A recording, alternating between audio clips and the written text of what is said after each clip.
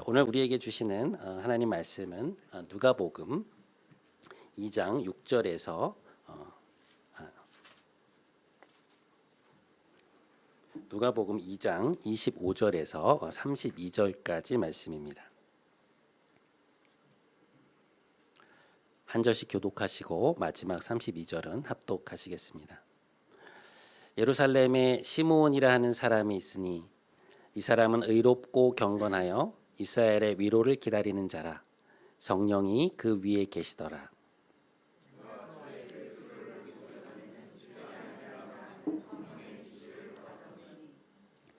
성령의 감동으로 성전에 들어가매 마침 부모가 율법의 관례대로 행하고자 하여 그 아기 예수를 데리고 오는지라.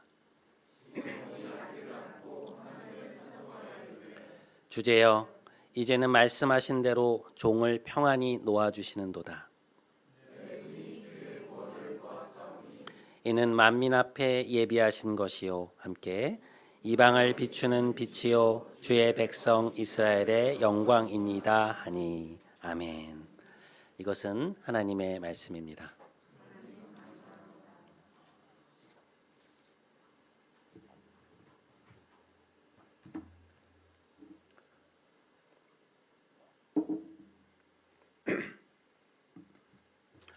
오늘부터 우리는 대림절로 이제 들어가게 됩니다.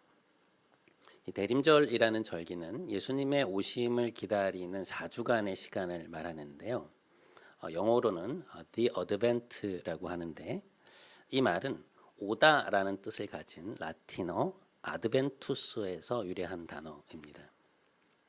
주님께서 세상에 임하신 것을 축하하고 기억하며 동시에 이제 다시 오실 주님을 기다리는 그러한 시기이죠. 대림절은 한국 교회뿐 아니라 전 세계에 흩어져 있는 모든 교회가 다 함께 지키는 절기입니다. 굉장히 의미 있는 시간이죠. 이제 이러한 절기들은 초기의 교회들부터 이제 지켜온 시간들인데요. 여러분 대림절 외에 아시는 절기가 또 무엇이 있나요? 대표적인 것으로 사순절이 있죠. 그 부활절을 준비하는 40일간의 기간을 우리가 사순절이라고 부르는데 그 사순절의 마지막 주는 고난 주간으로 지키고 그 주간에 맞이하는 주일을 이제 부활절로 지키게 되어 있죠. 그리고 나서 이 부활절을 기점으로 50일이 지난 이후에 오순절 성령 강림 사건을 기억하는 성령 강림 주일이 있습니다. 이 오순절이라고 할 때 순이라고 하는 한자어는 10을 뜻하는 것이거든요. 그래서 열흘이 5번 있다. 그래서 이제 오순절이라고 부르는 것인데 오순절에 성령께서 제자들에게 임하시면서 이제 초대교회가 탄생하게 된 것이죠. 절기들이 우리에게 주는 유익은 여러 가지가 있는데요. 그 중에 하나는 신앙생활의 틀을 잡아준다는 것입니다. 여러분 혹시 거푸집이라는 것을 아시나요? 건축을 할 때 이제 아직 굳지 않은 콘크리트를 이제 부어 넣고 그것이 이제 원하는 강도와 모양이 될 때까지 받쳐주고 지지해주는 그런 가설 구조물을 우리가 거푸집이라고 부르는데요. 이제 건축에 있어서 아주 중요한 요소이죠. 다른 말로는 형틀이라고도 합니다.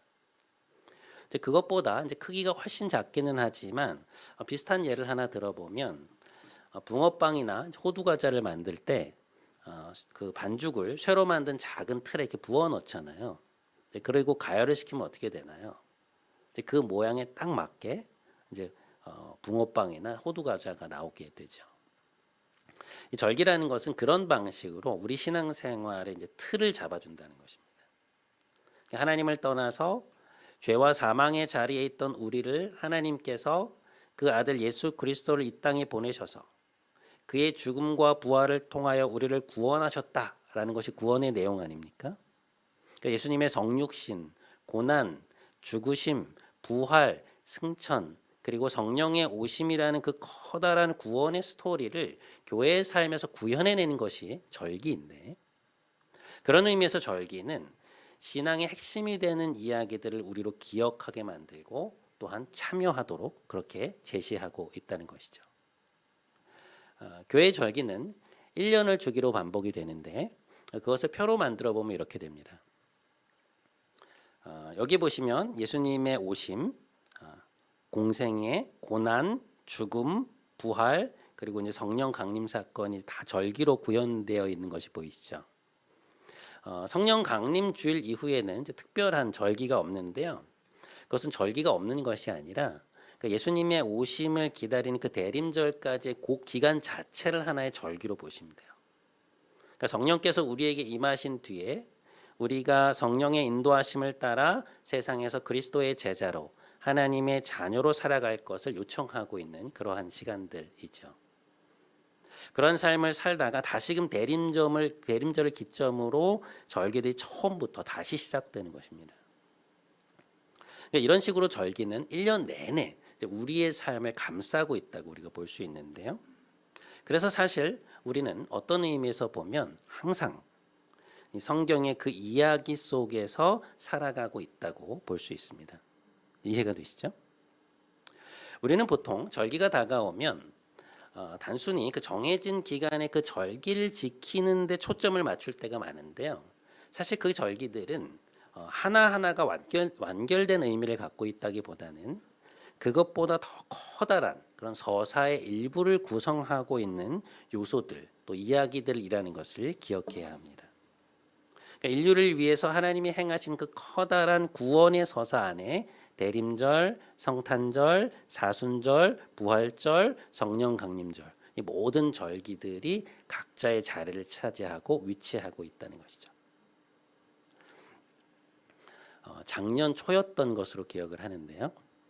제가 여러분께 어떤 내러티브 속에 살고 있는가라는 제목의 설교를 드린 바 있습니다. 들으신 분들도 계시고 이제 못 들으신 분들도 계실 텐데 오늘 집에 가셔서 다시 한번 찾아보시면 좋을 것 같습니다.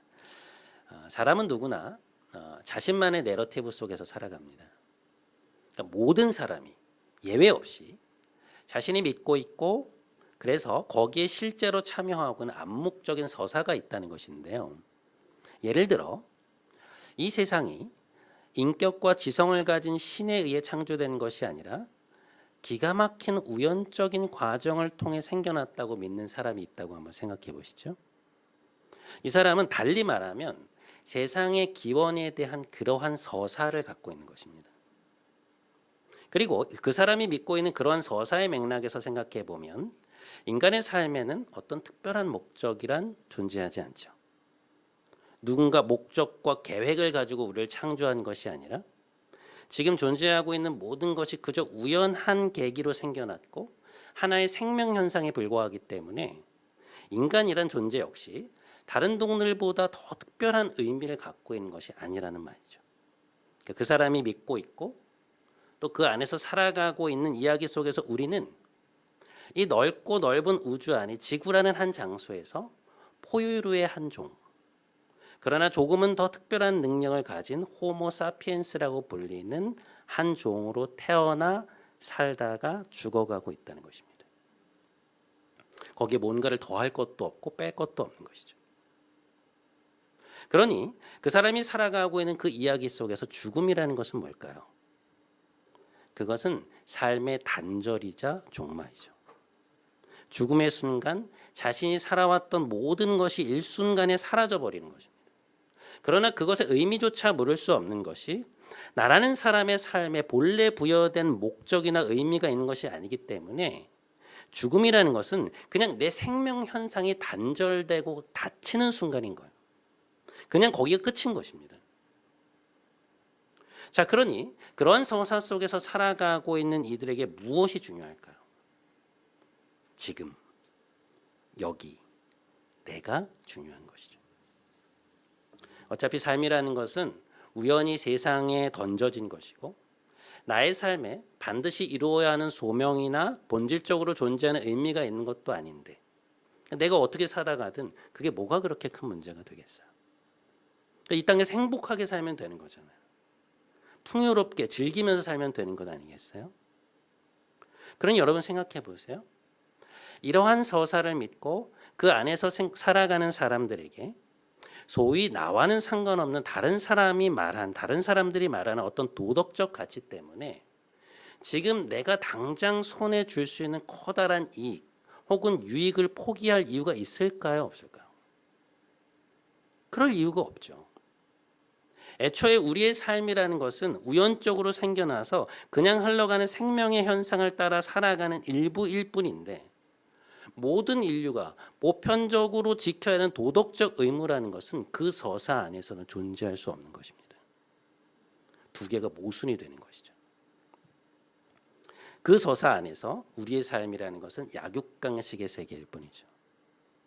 경쟁 속에서 도태되면 끝이고 내 삶을 누군가 책임져 주는 것도 아닌데, 우리가 본래 가지고 있는 어떤 도덕적 의무가 있는 것도 아닌데, 그 누가 내 삶의 선택에 대해서 비난할 수 있냐는 것입니다. 그럴 근거와 권리가 없다는 거예요. 그러니 여러분 생각해 보세요. 우리가 믿고 있고 또한 그 안에서 살아가고 있는 그러한 서사들이 우리의 행동 양식과 삶의 방식을 결정한다는 것입니다. 무슨 얘기인지 감이 오시죠? 자, 그렇다면 우리가, 다시 말해 그리스도인들이 믿고 있고 또 그 안에 참여하고 있는 서사란 어떤 것이냐? 영원전부터 스스로 존재하시는 인격과 지성을 가지신 하나님께서 우리를 창조하셨다는 것이죠. 분명한 목적과 의도를 가지고 세상을 창조하셨다는 것입니다. 그런데 자신의 의지를 가진 인간이 스스로 신이 되기 위해서 하나님을 떠났고, 하나님은 창조주로서 피조물인 우리와의 올바른 관계를 회복하기 위하여 그 아들 예수 그리스도를 보내셨고, 하나님과 우리 사이를 막고 있던 죄의 담을 예수님의 죽음과 부활을 통해 허무시고 우리와 자신을 화해케 하셨다. 우리를 구원하셨다. 바로 그것이 우리가 믿고 있는 서사이죠.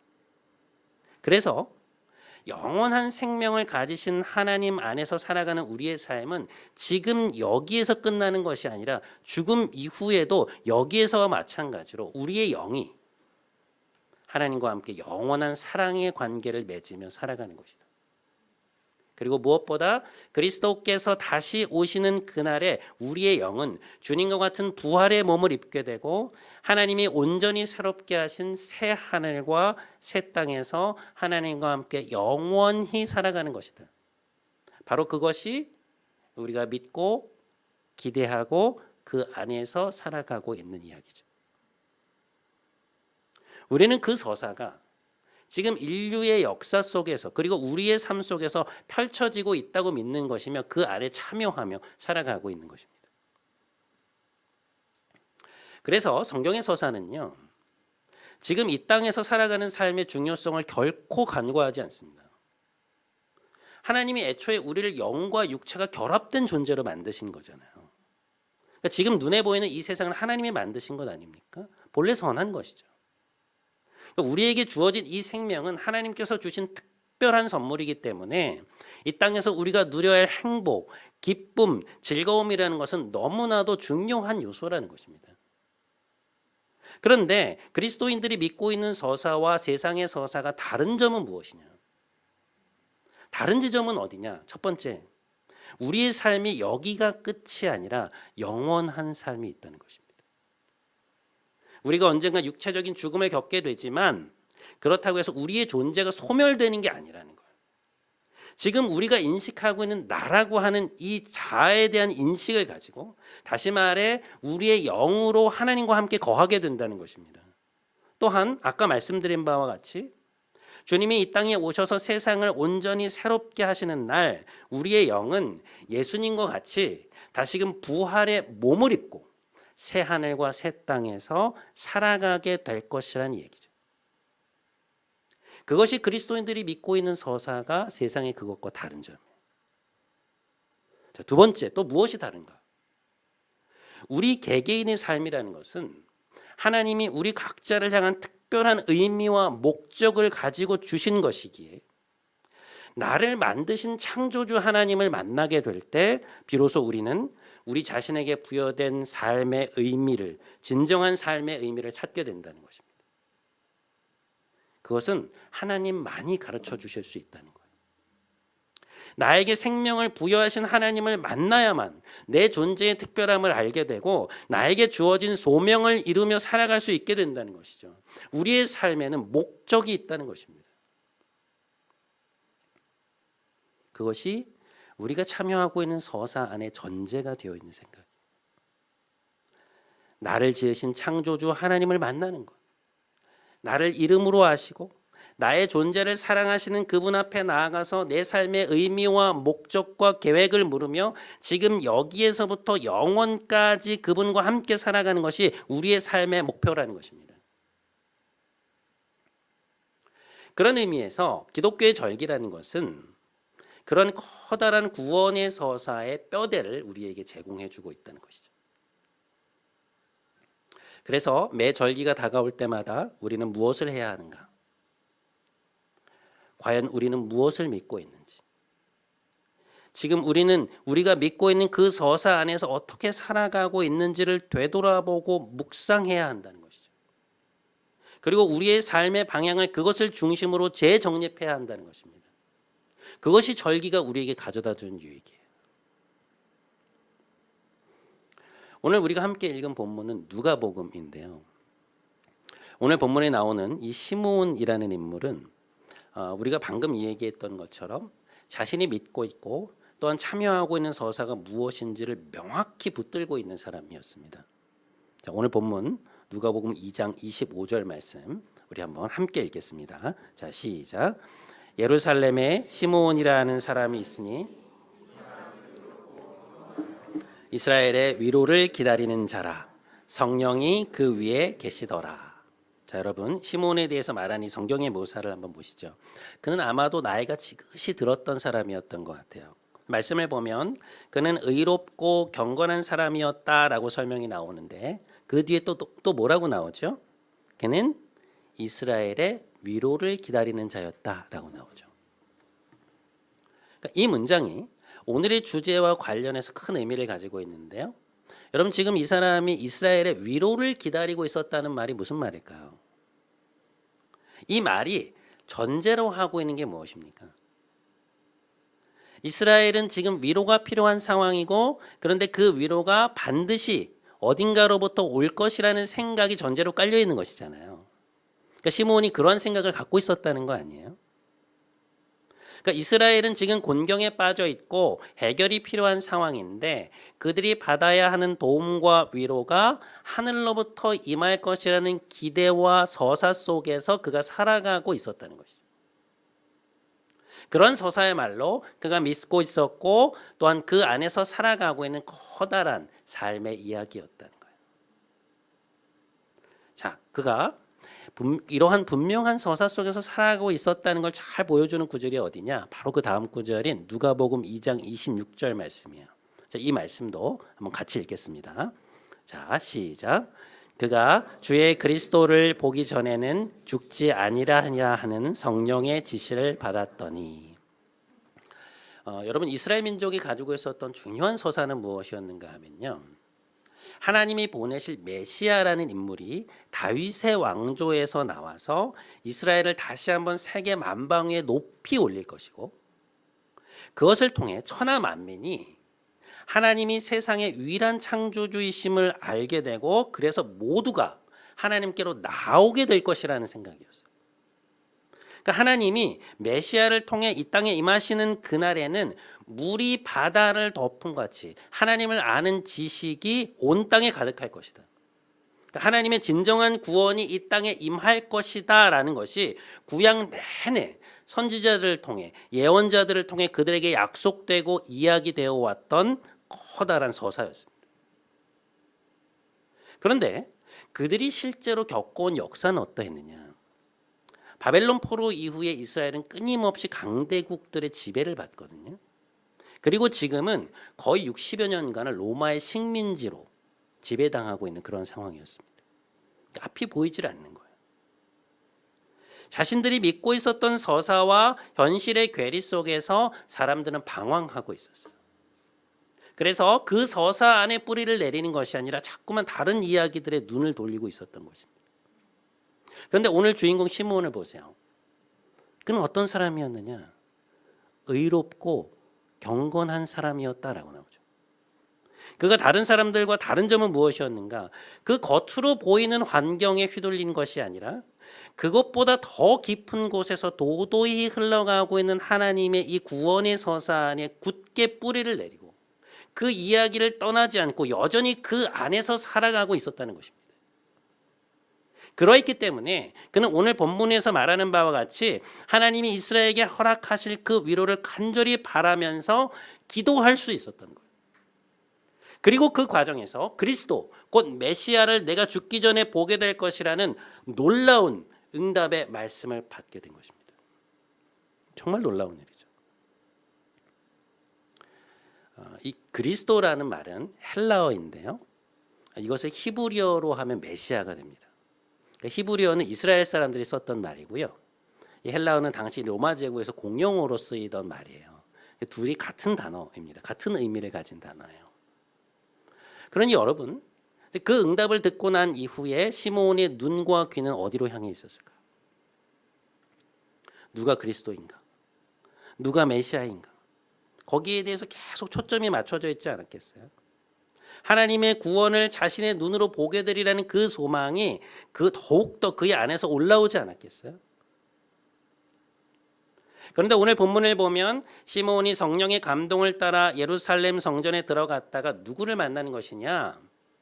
태어난 지 여드레 만에 자녀에게 할례를 행하러 온 예수님의 어머니 마리아와 아버지 요셉을 만나는 것입니다. 태어난 지 8일밖에 되지 않은 예수님을 안고 요셉과 마리아가 성전 안으로 들어왔을 때 시므온은 성령의 감동으로 안 것이죠. 그리스도시구나. 바로 이 아이가 하나님이 우리에게 보내신다 약속하신 그 메시아이시구나. 세상 만방의 구원을 비추실 그분이시구나. 놀라움과 감격에 빠진 것입니다. 그래서 그는 어떤 반응을 보이는가? 자, 오늘 본문 28절에서 32절까지 말씀인데요. 우리 한 목소리로 한번 함께 읽겠습니다. 자, 시작. 시므온이 아기를 안고 하나님을 찬송하여 이르되 말씀하신 대로 종을 평안히 놓아주시는도다. 내 눈이 주의 구원을 보았사오니 이는 만민 앞에 예비하신 것이요 이방을 비추는 빛이요 주의 백성 이스라엘의 영광이니이다. 여러분, 시므온이 믿고 살아가고 있던 그 구원의 이야기 속에서 예수님의 오심은 정말로 놀라운 것이었죠. 오래도록 선지자들의 입술을 통해서 말로만 들어오던 그 일이 지금 일어났다는 거 아니에요. 이 땅을 구원할 메시아가 우리에게 주실 그 위로가 세상에 오셨다는 것 아닙니까? 그게 얼마나 놀랍고 감격스러운 일이었겠어요. 더군다나 그는 예수님을 실제로 안아본 것이었죠.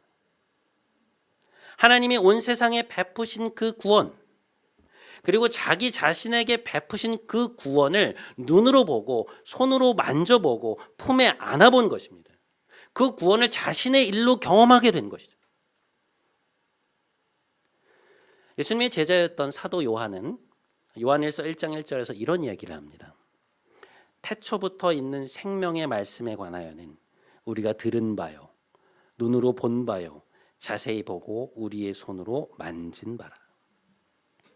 사도 요한은 이 땅에 오신 예수 그리스도를 자신의 눈으로 보고 귀로 듣고 손으로 만지는 놀라운 일을 경험했다고 말하는데 시므온 역시 이 땅에 임하신 예수님을 개인적으로 경험한 것입니다. 자신의 삶 속에서 예수님의 오심을 체험하고 그 구원의 온기를 느낀 거예요. 그것을 손으로 만져본 것입니다. 그렇다면 도대체 그는 어떻게 다른 사람들은 미처 알지도 못했고 누리지도 못한 그 구원의 실체를 개인적으로 경험하는 그토록 커다란 축복을 누릴 수 있었는가? 그것은 그가 하나님이 약속하신 구원의 서사를 떠나지 않고 그 안에서 살아가고 있었기 때문이에요. 그는 자신이 처한 암울한 현실 속에서도 눈앞에 보이는 그 상황으로 인해서 자신이 믿고 있던 구원의 서사에 대해 회의하거나 의심하지 아니하고 오히려 그럴수록 더 깊이 그 이야기 안에 뿌리를 내리고 있었기에 그의 심령에는 세상은 말해줄 수 없는 소망이 계속해서 유지되고 있었던 것입니다. 그래서 그는 지치지 않는 소망 속에서 이스라엘의 위로와 구원을 위해 기도할 수 있었고 하나님이 행하실 일을 바랄 수 있었다는 것입니다. 그리고 마침내 자신의 삶에서 그것을 경험하게 된 것이죠. 그것이 오늘 본문이 우리에게 알려주는 바예요.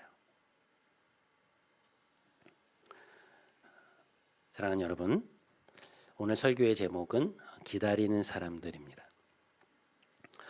대림절의 시작점에 있는 오늘, 우리는 도대체 무엇을 기다려야 될까요? 크리스마스를 앞둔 이 4주의 시간 동안 우리가 예수님을 기다린다는 것은 무슨 의미인가? 그것은 이 땅에 임하셔서 우리에게 구원을 허락하신 하나님의 구원 사건을 경축함과 동시에 그 구원의 역사를 온전히 완성하실 예수님의 다시 오심을 기다린다는 것입니다. 우리가 믿고 있는 그 구원의 서사 속에서 하나님이 내리시는 세상의 최종적인 의로운 심판, 그리고 새로운 창조의 완성을 기다린다는 것이죠. 그리고 또 하나, 우리가 이 기간에 예수님의 오심을 기다린 것의 또 다른 의미는 무엇인가? 지금 우리가 처해 있는 이 상황 속에 임하시는 하나님의 구원을 또한 기다린다는 것입니다. 시므온처럼 하나님이 우리 삶에 허락하시는 그 구원을, 그 위로를 우리의 눈으로 보고 손으로 만져보고 그 온기를 품에 느끼는 개인적인 구원의 역사를 고대한다는 것이죠. 빌립보서 3장 10절에 보면 사도 바울이 이런 얘기를 합니다. 내가 그리스도와 그 부활의 권능과 그 고난에 참여함을 알고자 하여 그의 죽으심을 본받아 어떻게 해서든지 죽은 자 가운데서 부활에 이르려 하노니. 고린도전서 15장 31절, 나는 날마다 죽노라. 자, 지금 바울이 하고 있는 얘기는 뭔가 하면요, 자신이 우리처럼 예수님의 이야기 안에서 살아가고 있다는 거예요. 그는 예수님의 고난과 죽음을 본받아서 날마다 죽음에 이르려고 하는데 그 이유가 무엇이냐? 하나님에 대한 그 순종의 죽음 뒤에 경험케 되는 부활의 능력을 경험하고 싶다는 거예요. 예수님은 하나님의 아들이심에도 불구하고 십자가에서 우리를 위한 자발적 죽음의 길을 가시잖아요. 근데 놀랍게도 그 죽음의 사건을 통해 우리를 쥐고 있던 악의 권세를 깨뜨리시고 승리를 취하시거든요. 그리고는 죽음에서 자신을 일으키시는 하나님의 생명의 권능을 경험하십니다. 그러니까 지금 바울이 하고 있는 얘기는 뭔가 하면 그 구원의 이야기를 따라 오늘 자신이 살아가고 있다는 거예요. 예수님의 그 서사를 나의 것으로 삼아 하나님께 나의 모든 것을 내어 맡기는 죽음의 자세를 가질 때, 매일매일 다른 이들을 사랑하는 마음으로 그들을 위해 죽고자 하며 나의 욕심과 욕망으로부터 죽을 때 우리는 주님이 경험하셨던 그 부활의 능력을 지금 우리의 일상의 삶에서도 경험할 수 있게 된다는 것이죠. 하나님이 주시는 승리의 역사를 맛보게 된다는 것입니다. 십자가의 죽음과 부활이라는 그 구원의 이야기가 자신의 매일의 삶에서 계속된다는 것. 자, 이와 마찬가지로 오늘 우리가 예수님의 오심을 우리의 삶 속에서 기다린다는 것은 무엇이냐? 지금 우리의 삶에 참된 구원자로 임하시는 주님을 간절히 소망한다는 것입니다. 여러분, 지금 여러분의 삶에 하나님의 도움이 필요하시지 않나요? 하나님의 위로와 구원이 임해야 하지 않나요? 예수님이 친히 이 땅에 오셨던 것처럼 지금 여러분의 삶과 정황 속에 구원자로 임하셔야 되지 않습니까? 그 구원의 이야기가 우리의 삶에서 펼쳐져야 되지 않겠어요? 우리가 기다림 속에서 대림절을 보낸다는 것은 바로 그 의미예요. 예수 그리스도께서 이 땅에 다시 오심을 기다리는 것과 동시에 지금 우리의 삶에서 주님께서 임하시기를 간절히 바란다는 것입니다. 시므온과 같이 그 구원을 우리의 눈으로 보고 손으로 만져보고 품에 안는 개인적인 구원을 맛보기를 기다린다는 거예요. 사랑하는 여러분, 주님은 이 땅에 반드시 다시 임하실 것입니다. 그리고 우리의 삶에도 분명히 임하실 거예요. 하나님이 허락하신 그 구원의 이야기가 이번 대림절의 기간 동안 여러분의 삶에 온전히 이루어지는 것을 눈으로 목도하시는 여러분 모두가 되시기를 주님의 이름으로 간절히 축원드립니다. 우리 오늘 이 찬양 같이 했으면 좋겠는데요. 꽃들도라는 찬양입니다. 가사를 한 번만 좀 띄워주시면 소망에 대한 얘기예요. 그리스도께서 이 땅에 약속하신 대로 임하실 것이고 그 안에 새 하늘과 새 땅에 이 피조물들이 새롭게 될 것이다. 여러분 분명 그날은 올 것이지만 또 오늘을 살아가는 우리에게 주님의 구원이 얼마나 필요한지 우리 스스로가 너무나 절실히 느끼고 있지 않습니까? 우리 개인적인 삶에 또 가정에 또 여러 가지 일들 속에서 하나님께서 그리스도께서 임하여 주시기를 좀 간절히 바라는 마음을 가지고 우리 대림절을 시작하는 이 찬양 함께 찬양하며 나아갔으면 좋겠습니다.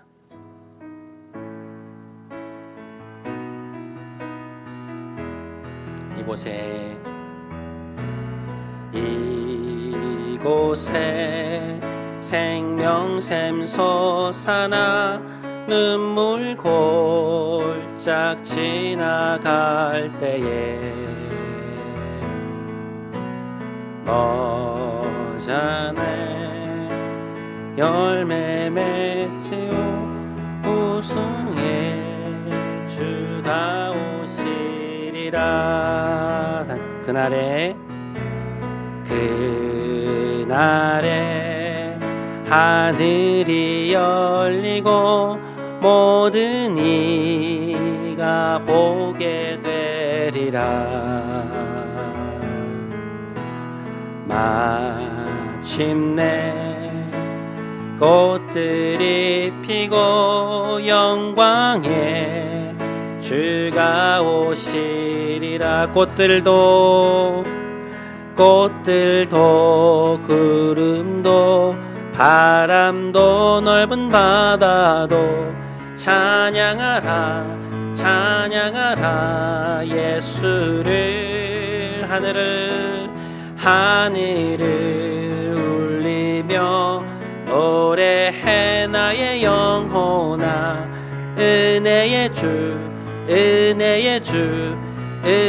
꽃들도 구름도 다시 한번 꽃들도 구름도 바람도 넓은 바다도 찬양하라 예수를. 하늘을 울리며 노래해 나의 영혼아 은혜의 주.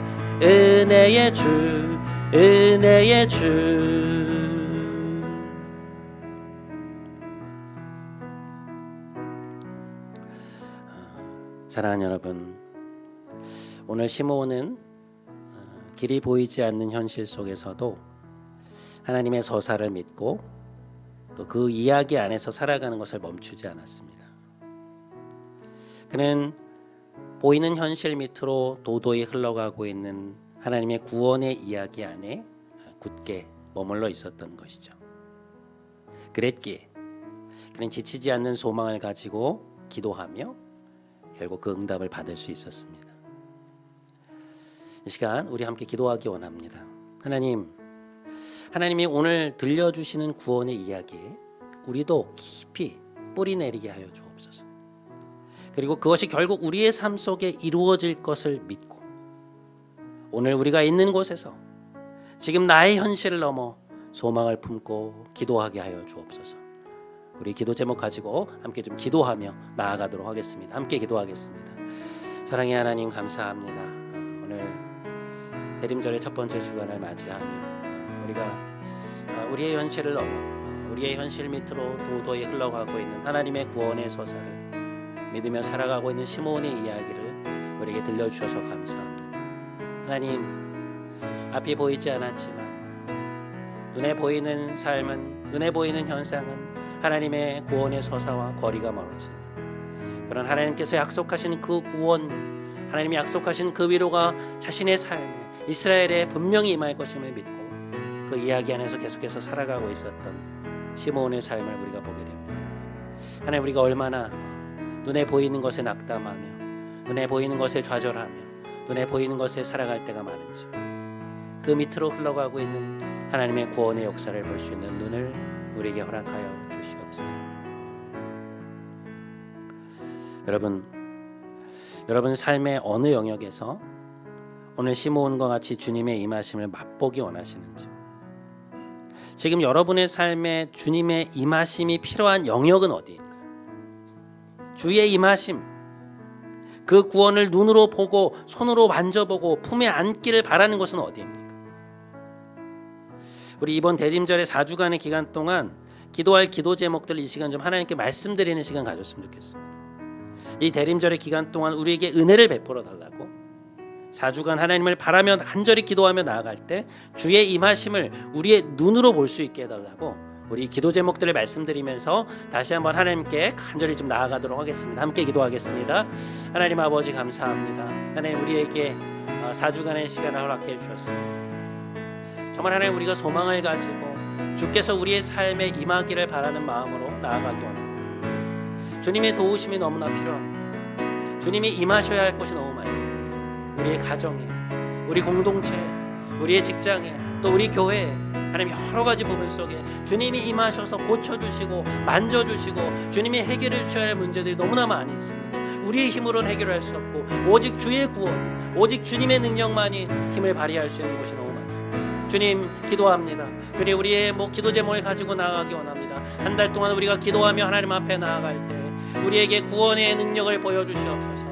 주님의 팔을 보여주시옵소서. 주님의 능력을 보여주시옵소서. 주님이 우리의 삶 구석구석에 구체적으로 역사하여 주시옵소서. 그래서 우리가 그 구원을 우리의 손으로 만져보고 눈으로 보고 품에 안아보고 온기를 느껴볼 수 있도록 주님 은혜를 베풀어 주시고, 하나님, 우리가 정말 한 달이 지난 후에 하나님 앞에 찬양을 올려드리며 우리의 삶에 임하신 주님을 경축하며 크리스마스를 맞이할 수 있도록 주님 우리와 함께하여 주시옵소서. 주님, 마지막 2024년의 마지막 한 달을 주 앞에서 기쁜 마음으로, 주님을 바라는 마음으로, 소망하는 마음으로 나아갈 수 있는 우리 모두가 될 수 있도록 우리의 영혼에 힘을 주시고 새 힘을 가지고 한 달을 살아낼 수 있도록, 소망을 가지고 살아낼 수 있도록, 기도하며 살아낼 수 있도록 주님 우리 성도들의 삶을 지켜주시고 붙들어 주시고 인도하여 주시옵소서. 오 주님, 우리의 삶을 부탁드립니다. 오 주님, 우리의 삶을 부탁드립니다. 우리와 함께 하소서. 주님, 우리와 함께 하소서.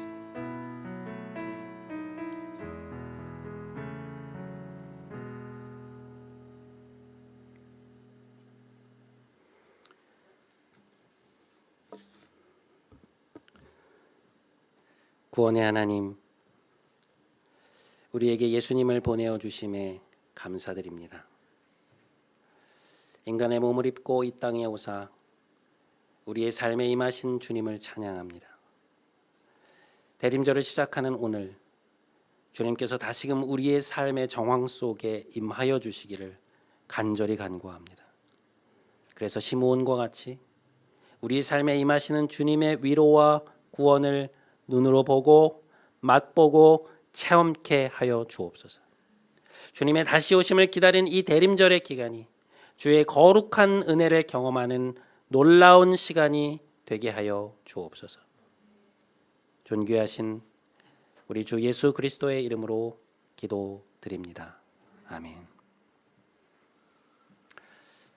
함께 우리 자리에서 일어나셔서 마지막 파송의 찬양하심으로 오늘 예배 마치도록 하겠습니다.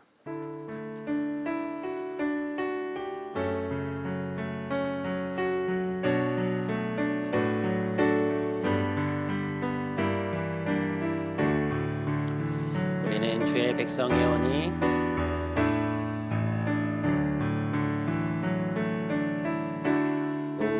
우리는 주의 백성이오니 주의 그 큰 일을 선포합니다. 이곳 어두운 세상에 빛으로 부르셨네.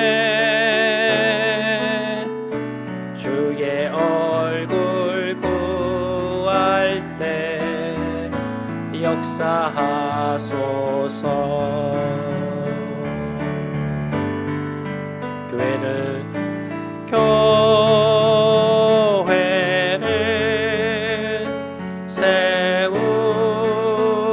세우시고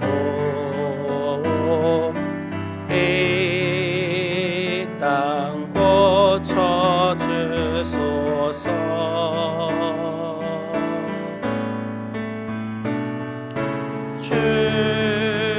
주님 나라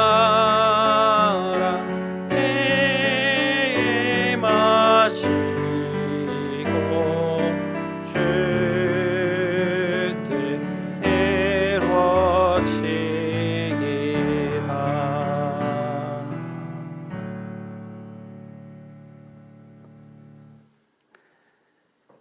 이제는 우리 구주 예수 그리스도의 크신 은혜와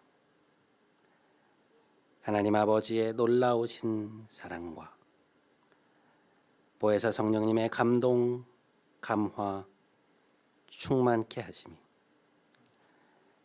다시금 대림절을 맞이하며 시므온과 같이 우리의 삶에 임하실 주의 구원을 온전히 맛보며 체험케 되기를 간절히 소망하며 삶의 자리로 돌아가는 사랑하는 모든 성도들 머리 위에 애들의 가정, 일터, 사랑하는 자녀들 위에 하나님이 세우신 이 교회 위에 이제부터 영원토록 함께 하시기를 간절히 축원하옵나이다. 아멘.